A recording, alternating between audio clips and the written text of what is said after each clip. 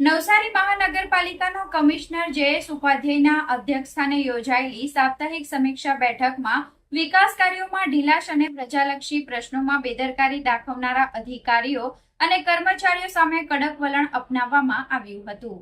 બેઠક દરમિયાન વિવિધ વિભાગોની કામગીરીની સમીક્ષા કરવામાં આવી હતી તેમજ પ્રિન્ટ મીડિયામાં પ્રકાશિત થયેલા જનહિતના પ્રશ્નોને લઈ જવાબદાર અધિકારીઓને તાત્કાલિક કાર્યવાહી કરવા અલ્ટિમેટમ આપવામાં આવ્યું હતું। કમિશનરે લોક ફરિયાદોના નિરાકરણમાં બેદરકારી દાખવનાર 10 જેટલા જવાબદાર કર્મચારીઓને તાત્કાલિક નોટિસ પાઠવવા આદેશ કર્યો હતો। ઉપરાંત શહેરમાં સ્વચ્છતા જાળવવામાં ખામી બદલ સોલિડ વેસ્ટ કલેક્શન એજન્સીને ગંદકી ફેલાવતા વિવિધ એકમો સામે મહત્તમ દંડાત્મક કાર્યવાહી કરવા સૂચના આપવામાં આવી હતી। બેઠકમાં ઇજનેર શાખા હેઠળ ડેડલાઇન પૂર્ણ થયા બાદ કામગીરી પૂર્ણ ન કરનારી 2 મોટી એજન્સીઓ સામે નોટિસ ફટકારવા માટે એન્જિનિયરિંગ વિભાગને નિર્દેશ આપવામાં આવ્યા હતા। આ સાથે જ અખબારોમાં પ્રકાશિત થતા પ્રજાલક્ષી પ્રશ્નોનો તાત્કાલિક ઉકેલ લાવવા જવાબદાર અધિકારીઓને કડક ચેતવણી આપવામાં આવી હતી।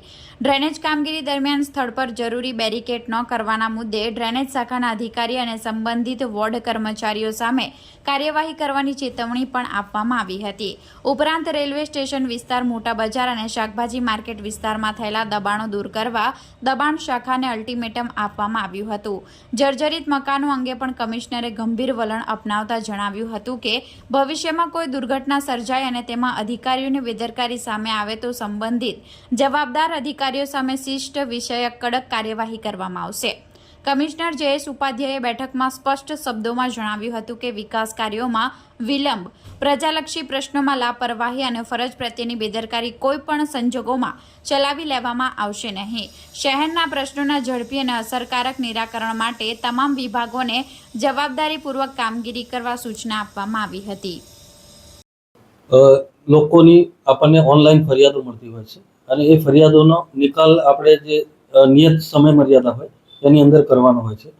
અમે રિવ્યુ મિટિંગ કરેલી અને એમાં એવું ધ્યાનમાં આવેલું કે 10 કર્મચારીઓ એવા છે જેની વારંવાર ફરિયાદો જે છે એ બહુ લાંબા સમયથી પડતર હોય અને વારંવાર રીઓપન થતી હોય। આ પ્રકારની કામગીરી જે છે એ બેદરકારી ગણાય અને એના માટે અમે નોટિસ જે છે 10 કર્મચારીઓને આપવાનું નક્કી કર્યું છે અને એમની સામે જો એ નિયત સમય મર્યાદામાં લોકોની ફરિયાદોનો પૂર્ણ નહીં થાય તો એક્શન પણ લેવામાં આવશે। એ પ્રકારની કામગીરી આચાર્ય હાથ ધરી છે।